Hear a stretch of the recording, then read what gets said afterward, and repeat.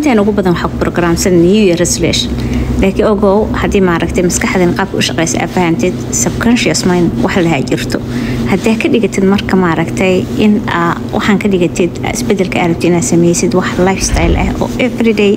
normal sameeysid oo ku guuleysanay laakiin waxaan hadda ma aragtay challenge yar oo waqti kooban oo limit leh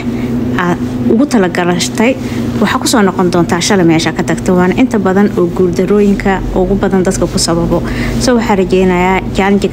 naftaada ala galeysid this year inuu noqdo mid limit lahayn ugu talagal noloshaada waxyaabo badan isbedel aad rabtina sameeyso waliba haddii ka hadalna dhinaca health lifestyle aad rabtina sameeysid miisaan askaridaaya 3 bilood gudahooda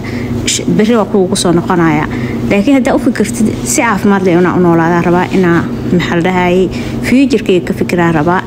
ogow waa ku guuleysanaysaa wax walba ma aragtay small change ku bilow steps yar qaad ha ordin tartiib waa imaan doontaa meesha rabto hadda u baahan talooyin iyo maxaladahay wax ka caawiyo dhinaca nutrition-ka ana biita xagan ku joogto nutritionist waxaan rajeynayaa dhamaantiina sanad cusub oo qeyrkiisa wato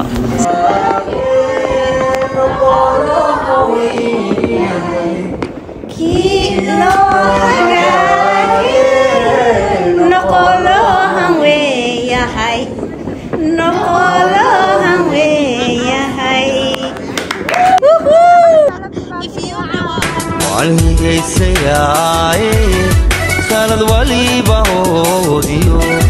hawliyo dhibaatiyo wuxuu adii maleeyahay